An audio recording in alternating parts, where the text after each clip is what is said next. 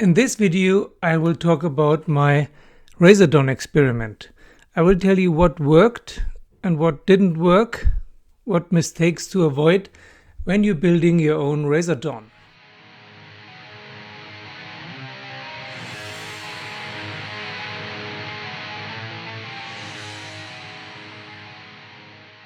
Hello, this is 60 Goblins in one brush with another Seraphon video. I already made some videos about how to build Salamanders yourself, how to improve your Saurus knights.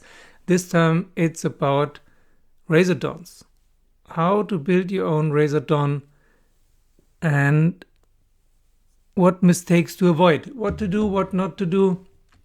I thought about making a video. It's all about this because for me it's a failure more than a success. I'm not happy with the result. But there are a few things you can learn from that, and I'm not one to suggest to reinvent the wheel. So you can learn from the things that went right and that didn't go right. So please bear with me and let's see what worked and what didn't work. I already said before that I don't care much for the old Razordon and Salamander models, so I came up with ideas how to make new Salamanders, 3 types of new Salamanders so far, and 1 type of cold one, Saurus knights with new cold ones and old riders. I liked Caleb's idea of using toothpicks and old cold ones to make Razordons, but I wanted to come up with something new.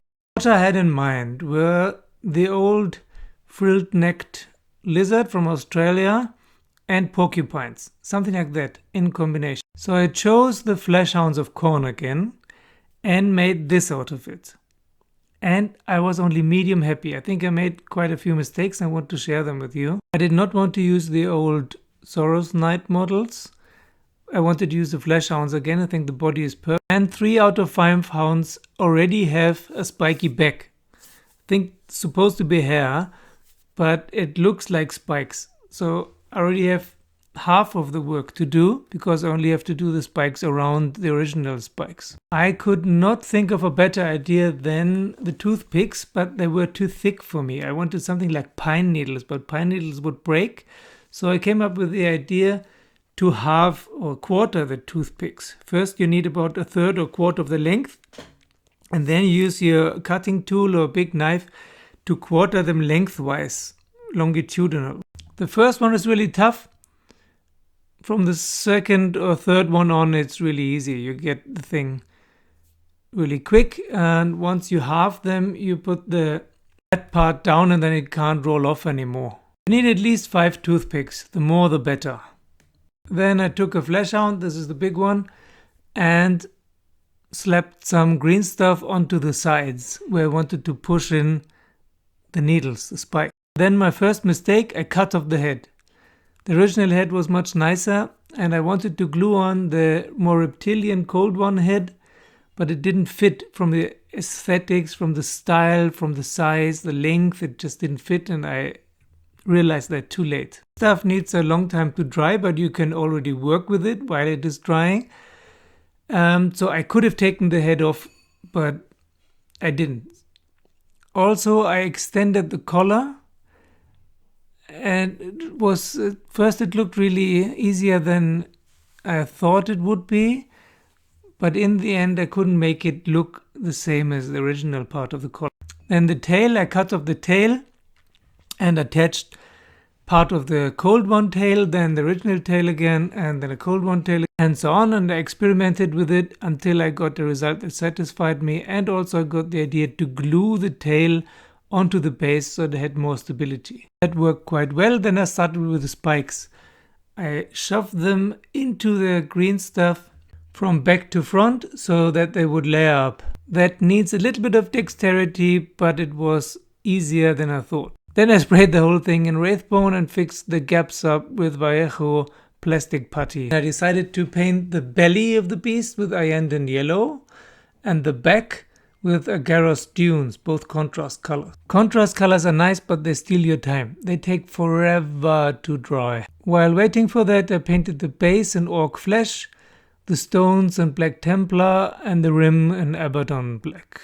The mouth in Flesh Terrace Red, and then I shaded the belly in yellow, and the back in orange. While the shade was drying, I thought, my god, the whole model is too orange, brownish, drab, uniform. It needs something to pep it up. Instead of using some gray or dark brown, let's use some Achillean green, some turquoise. And it was a horrible idea. When you mess something up big time, you can either spray it again and start fresh, or you can dry brush the hell out of it, which is what I did. It needed a few layers, so I started with Evelyn Sunset, then Morghast Bone, then Wraithbone, and then it looked kind of okayish. Hope dies last, so that I went on in the face of danger and failure. We learn by mistakes. I painted the eyes in mood green, and I shaded the spikes with Seraphon Sepia, and the back with Agrex Earthshade. It looked much better now, so I glued some tufts onto the base, and I saw in the computer game in Warhammer Total War that the Razordons had pink-tipped spikes, and I wanted to try that out. That turned out to be a really nice idea, and that's where we are now. It's okay. The spikes look really good, the tail looked really good, the collar and the head. I will use it because it was quite a bit of work and because the spikes look great. Actually, from the right side and from the back, the model looks quite nice. Only from the front it doesn't. Or what do you think? Some of my friends said it actually looks quite nice, but I wasn't happy. So after this few nature shots and shot with the friends, I want to talk about the mistakes I made and how to avoid them and what worked and what didn't. The summary. First of all, what did not work.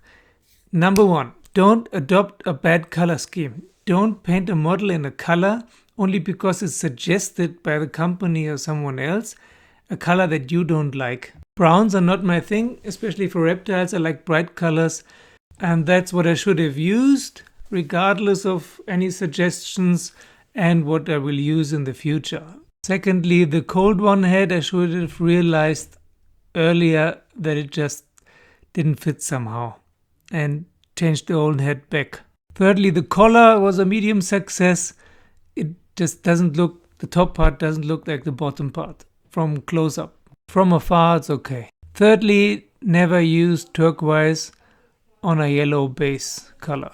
Next, what worked? What can be repeated for further Razordons, for more experiments on animals? Pardon the tasteless joke. Now, firstly, the Fleshhound was a really good base model that worked. Then the spikes, they really look nice. The toothpicks quartered, they look really real once they're painted. Then the red tips really give it a nice finish, and the long tail always make the models look much better, and by attaching it to the base it's really stable. Okay, that's it for today, guys and girls. Check out my other videos if you haven't seen them about the Salamanders and the Saurus Knights.